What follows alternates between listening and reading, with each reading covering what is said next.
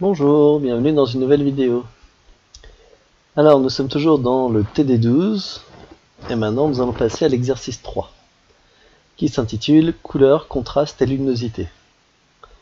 Donc, comme je l'avais dit au premier exercice, les exercices sont de plus en plus importants, enfin, c'est-à-dire ils tombent de plus en plus au bac, on passe du premier, deuxième, troisième, quatrième. Donc le troisième est quand même un peu plus important, mais c'est vraiment le quatrième le plus. Alors, le titre, couleur, contraste et luminosité. Une couleur numérique est définie par les valeurs de ces trois composantes RVB. Chaque composante est définie par un nombre allant de 0 à 255. 0 étant un minimum d'intensité et 255 un maximum. Donc là, un simple rappel du cours et de ce qu'on a vu dans l'exercice juste avant. Bon, première question. Comment obtient-on une couleur blanche, noire, grise? Indiquez les valeurs des composantes. Donc là, ce que je demande, c'est quel chiffre je dois attribuer à R, c'est-à-dire la composante rouge, V, la composante verte, et B, la composante bleue.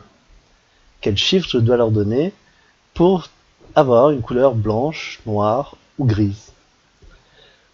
Si vous avez du mal à le trouver, il y a aussi la réponse directement dans le cours, dans la partie grand 2, grand B, dans le document annexe que je vous ai donné pour la vidéo.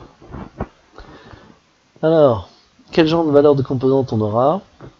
Eh bien, en composante rouge, vert, bleu, pour le blanc, on met au maximum pour les trois, parce qu'on est en synthèse additive, donc on doit rajouter les trois couleurs au maximum pour avoir du blanc. Pour le noir, on met rien du tout, c'est comme un écran éteint, il est noir, hein. Il n'y a pas de lumière, zéro, rien. Et gris, c'est toute valeur. Alors, pour avoir du gris, hein, il faut que les trois valeurs soient égales, et entre 0 et 255. Donc là, j'ai mis 100, j'aurais pu mettre 150, 125, 50, 200, ce que vous voulez, hein.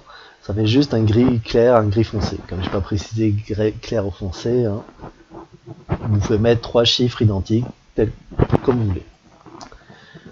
Bon, donc ça c'était juste un peu l'introduction. Passons aux choses sérieuses. Donc chaque ligne du tableau suivant est composée d'un ensemble de trois couleurs. Alors qu'est-ce que ça veut dire par là? La couleur 1A, ses composantes, c'est ces trois-là. La couleur 2A, c'est ça, ces trois composantes. La 3A, c'est ça, les trois composantes. Et même chose pour la ligne B, la ligne C. Donc composante 1B, 2B, 3B, 1C, 2C, 3C. Ok. Donc, indiquez les couleurs de la ligne A, couleur 1A, 2A, 3A. Détaillez les couleurs obtenues en utilisant les couleurs de base, c'est-à-dire rouge, vert, bleu, jaune sur magenta, blanc, noir, et des adjectifs comme clair, sombre. D'ailleurs, ça c'est pas un B, c'est un noir. Et donc, en gros, ce que je vous demande, c'est essayer de me dire, d'après vous, quel genre de couleur ça donne à chaque fois. Alors, c'est un peu ce que j'avais fait aussi pour le cours. Donc, on va voir pour la première couleur. On a ici beaucoup de rouge, un tout petit peu moins de vert, et quasiment pas de bleu, enfin, à peine un petit chouïa de bleu. Donc déjà, un 10 en bleu, c'est quasiment négligeable. Enfin bon, je vais en reparler après. Donc, avant tout, rouge et vert, mais plus de rouge. Donc rouge plus vert en quantité égale, ça va nous donner quelle couleur?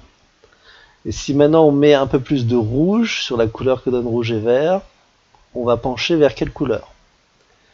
Oui, pour la petite information, le 10 du bleu, ça, c'est comme si on rajoutait les trois couleurs en même temps, donc ça éclaircit un peu la couleur. Mais vraiment pas de beaucoup. Pour la deuxième couleur, nous avons surtout du bleu et du rouge, et un peu de vert. Donc, le bleu et le rouge, quasiment égaux, ça va donner quoi comme couleur? Avec un petit peu de bleu, donc ça influe aussi sur la couleur. Le vert, ça va juste faire comme si on éclaircissait l'image, à nouveau.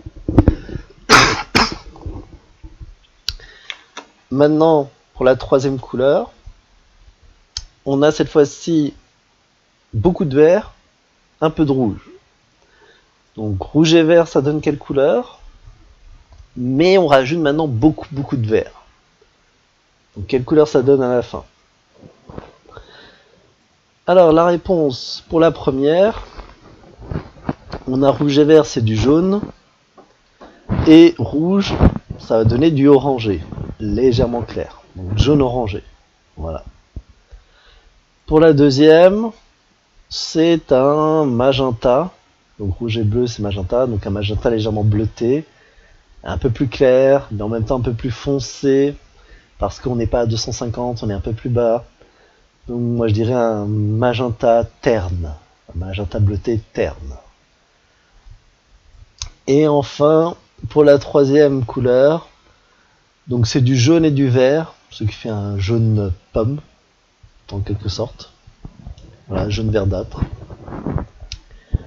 Et oui, il n'y a pas beaucoup plus que ça. Il n'y a pas beaucoup plus de choses à dire que ça. Alors, pour ceux qui trouvent ça très difficile, je vous rassure tout de suite, là c'est quand même des questions bien compliquées, on ne vous demandera pas ça le jour du bac. On peut vous le demander dans le contexte où on vous donne les couleurs, on vous donne les chiffres, et il faut dire quelle couleur correspond à quel chiffre. Ça on peut faire. Mais vous demandez juste de sortir les couleurs comme ça c'est au-dessus du niveau d'un devoir de bac. Alors pour ceux qui ont du mal ou qui ont du mal à se convaincre, on peut essayer d'utiliser un outil comme Paint pour mettre les chiffres dans la couleur et voir quelle couleur ça fait. Donc par exemple un 255 210, donc 255 200 et 10, et ça nous fait voilà un jaune orangé. Pas beaucoup plus à dire que ça. Après un 180 30 200, donc 180 30 200, donc un magenta. Alors le côté terne, pas toujours facile à voir, hein, mais si je mets un 255 255, vous pouvez voir que là c'est un magenta beaucoup plus clair, alors que l'autre avant était un magenta terne. Et enfin 100 220 0, donc 100 220 0, donc c'est un vert un peu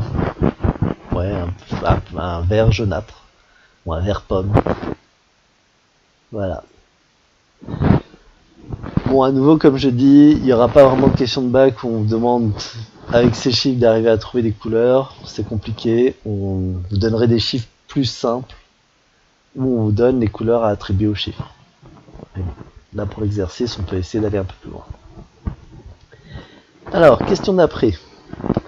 Montrez que les couleurs des lignes B et C sont similaires aux couleurs de la ligne A. Alors là, pas facile. Enfin, il faut comprendre un peu la question. Donc, on vous demande de montrer que la couleur du 1A est similaire au 1B et similaire au 1C. Bon, si vous voulez vous en convaincre, vous pouvez mettre les chiffres sur Paint. On va le faire. Hein. Je vais réduire un peu la taille, du côté, voilà. Donc, si je reprends là du 250, 210, donc ça c'est ma première couleur.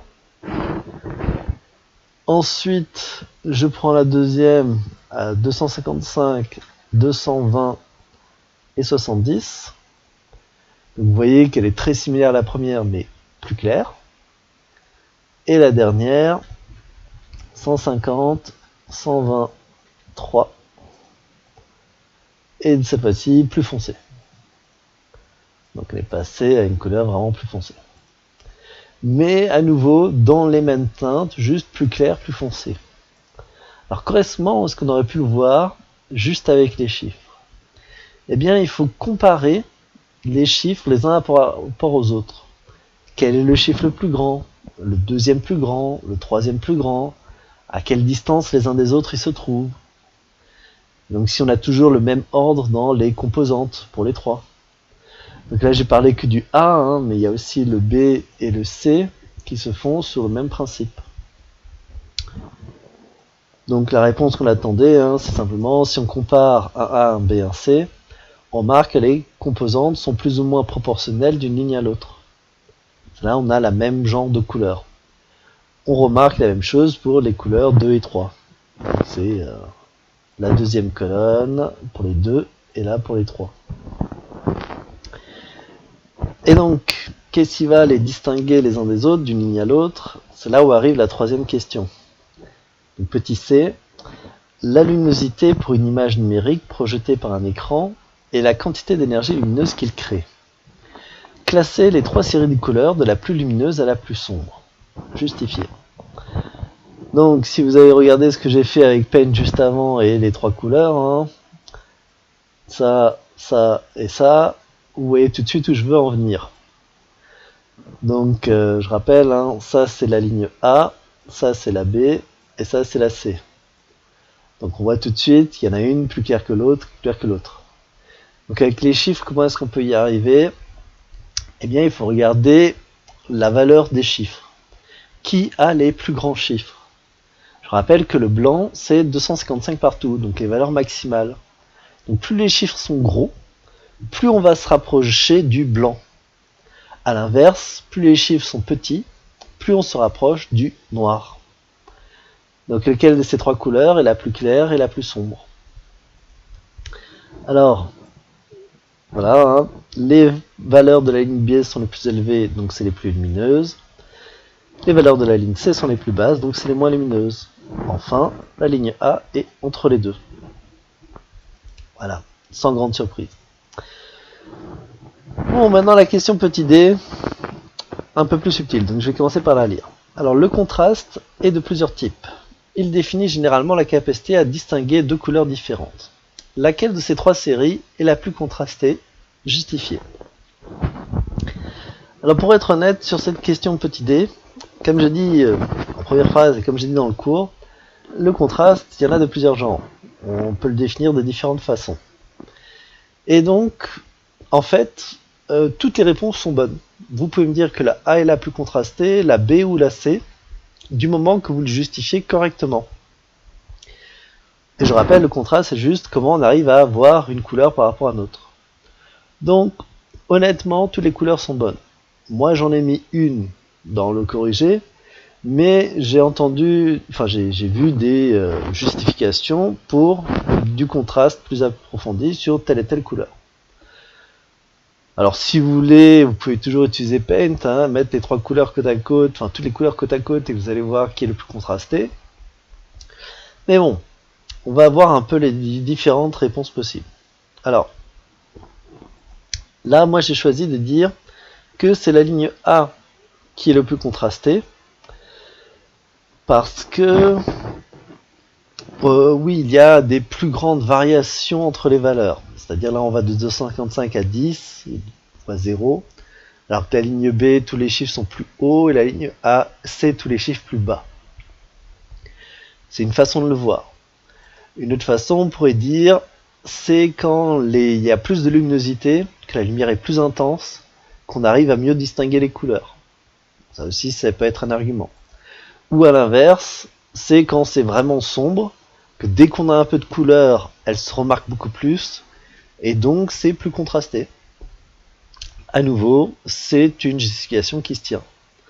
Donc là vraiment, il n'y a pas vraiment de réponse absolument juste et d'autres absolument fausses. Ce qui compte, c'est comment est-ce que vous le ressentez, comment est-ce que vous le justifiez. À nouveau, vous pouvez aussi le mettre sur Paint, hein, pour arriver à afficher les 3 couleurs, enfin même les 9 couleurs, et vous décidez de qui est le plus contrasté les uns par rapport aux autres et comment vous le ressentez vous. Pour être honnête, le contraste, il y a le point de vue purement mathématique et il y a le côté sensation humaine, comment est-ce qu'on le ressent. Donc, toutes les réponses sont valables. Voilà, ce sera tout pour l'exercice 3 et on se retrouve bientôt pour l'exercice 4.